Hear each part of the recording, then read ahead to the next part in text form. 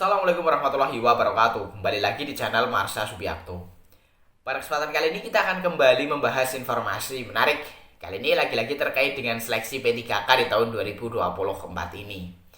Jadi kemarin kembali ada informasi atau berita menarik berkaitan dengan seleksi P3K ini. Jadi sudah rame gitu ya di kalangan honorer yang tidak lolos seleksi. Artinya mereka para honorer yang mengikuti seleksi P3K di tahap 1 tetapi tidak mendapatkan kode L. Mereka rame-rame mempertanyakan gitu ya terkait dengan komitmen pemerintah untuk mengangkat mereka menjadi P3K paruh waktu gitu ya. Tetapi sampai dengan saat ini belum ada kabar petunjuk teknis pelaksanaan pengangkatan honorer menjadi P3K paruh waktu. Sehingga para honorer yang tidak lolos seleksi P3K ini masih terus bertanya-tanya apakah benar akan diangkat menjadi P3K paruh waktu atau memang hanya prank belaka gitu ya. Dan kemarin ada informasi terkait dengan 4 hal yang masih menjadi misteri gitu ya. Artinya belum terjawab bagaimana 4 hal ini akan dilaksanakan. Dari mulai kapan pengangkatan honorer yang tidak lolos seleksi P3K akan diangkat menjadi P3K paruh waktu. Kemudian pada keputusan Menteri Pan-RB kalimatnya dapat dipertimbangkan. Pertimbangan apa yang bisa menyebabkan atau bisa mengantarkan seorang honorer yang tidak lolos ini menjadi P3K paruh waktu. Kemudian gaji P3K paruh waktu ini juga masih menjadi misteri. Artinya belum jelas gitu ya. Apakah sesuai dengan gaji selama menjadi honorer atau sesuai dengan aturan Kementerian Keuangan berkaitan dengan penggajian buruh paruh waktu gitu ya. Kemudian yang terakhir terkait dengan jam kerja. Jam kerja ini juga masih menjadi misteri. Bagaimana dengan jabatan-jabatan atau pekerjaan-pekerjaan yang memang tidak bisa dibatasi oleh waktu? Apakah mereka tetap bekerja sesuai dengan jam kerja selama menjadi honorer atau hanya 4 jam? Hal ini juga belum terjawab. Dan semoga secepatnya Kementerian Pan-RB bisa mengeluarkan regulasi terkait dengan pengangkatan honorer menjadi P3K paruh waktu beserta jawaban-jawaban terkait dengan misteri yang tadi saya sebutkan. Dan untuk lebih jelasnya terkait dengan hal ini, kali ini kita akan coba lihat beritanya ya. Langsung saja, bagi yang penasaran, simak terus. Oke, bismillahirrahmanirrahim. Langsung saja kita mulai. Jadi inilah berita atau informasi terkait dengan honorer yang tidak lolos seleksi P3K 2024 gitu ya. Yang masih bertanya-tanya terkait dengan P3K paruh waktu. Belum ada kejelasan bagaimana apakah honorer yang tidak lolos pasti diangkat menjadi P3K paruh waktu dan hal-hal lainnya gitu ya. Diberitakan oleh jpnn.com, judulnya honorer tanpa kode L dan 4 pertanyaan soal P3K paruh waktu. Misteri bukan hanya gaji. Kita coba bacakan ya. Para honorer yang tidak mendapatkan kode L pada pengumuman kelulusan seleksi P3K 2024 tahap 1 masih dirundung kegelisahan. Pasalnya, tidak ada kode TL atau tidak lulus dalam pengumuman kelulusan P3K 2024 tahap 1. Tidak mendapatkan kode L tetapi juga tidak mendapatkan kode TL.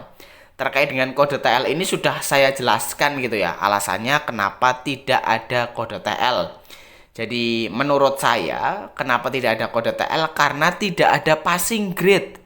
Tidak ada passing grade pada pelaksanaan seleksi P3K tahun 2024. Jika ada passing grade, saya yakin pasti ada kode TL.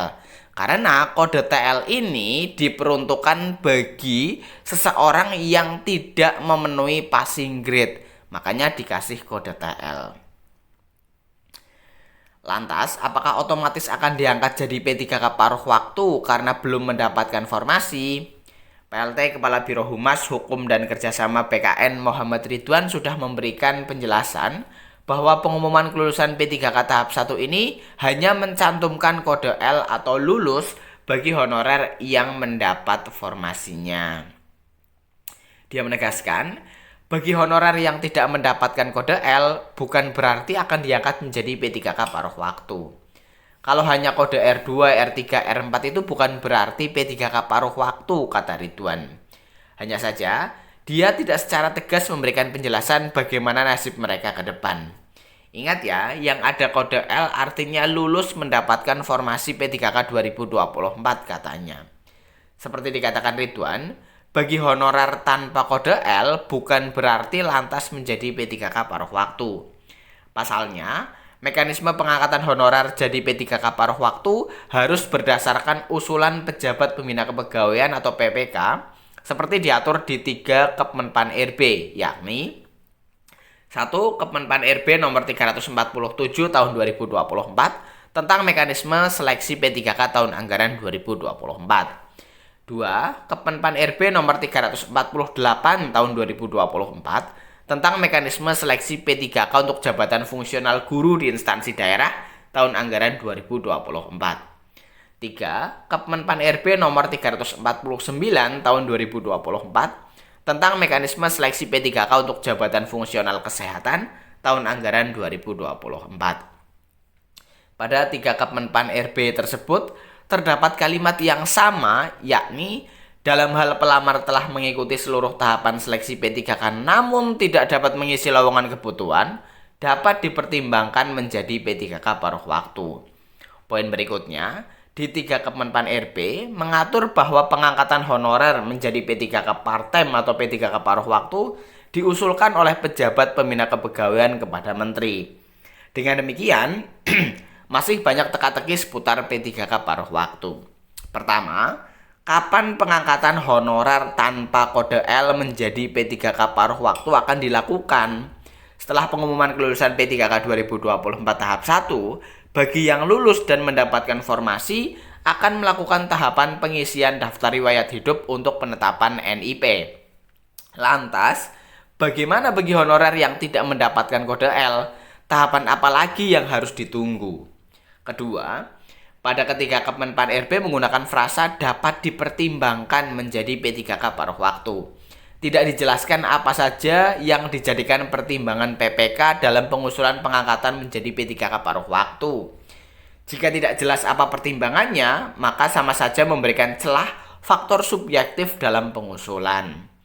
Ketiga, berapa sih gaji P3K paruh waktu? Hingga saat ini belum ada regulasi hitam di atas putih yang mengatur mengenai gaji P3K paruh waktu. Yang ada baru statement beberapa pejabat terkait. Pelaksana tugas Deputi SDM Aparatur Kemenpan RB Abbas Subagja pernah mengatakan soal gaji P3K paruh waktu akan disesuaikan dengan pendapatan yang diterima honorer saat ini. Honorer yang sudah bekerja saat ini tetap dipekerjakan dan diangkat P3K penuh waktu serta paruh waktu. Mereka semua juga diberikan NIP, tegasnya.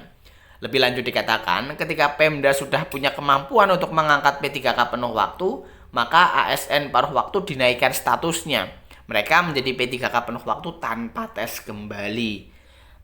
Keempat, berapa lama jam kerja P3K paruh waktu?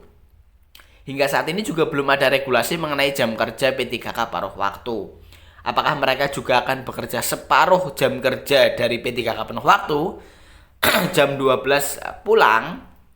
Belum jelas juga sampai dengan saat ini. Ya, jadi itulah ya berita atau informasi terkait dengan 4 pertanyaan yang masih belum terjawab terkait dengan P3K paruh waktu gitu ya. Dan semoga secepatnya ada kejelasan berkaitan dengan P3K paruh waktu ini.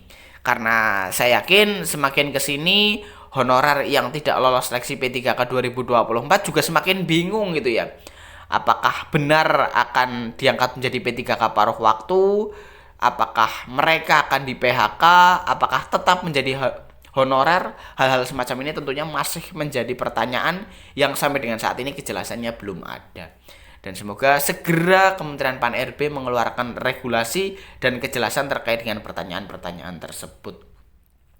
Jadi mungkin itu informasi yang bisa disampaikan pada kesempatan kali ini. Jika ada tanggapan atau pertanyaan berkaitan dengan hal ini, teman-teman bisa tinggalkan di kolom komentar. Terima kasih, mohon maaf bila ada kesalahan. Wassalamualaikum warahmatullahi wabarakatuh.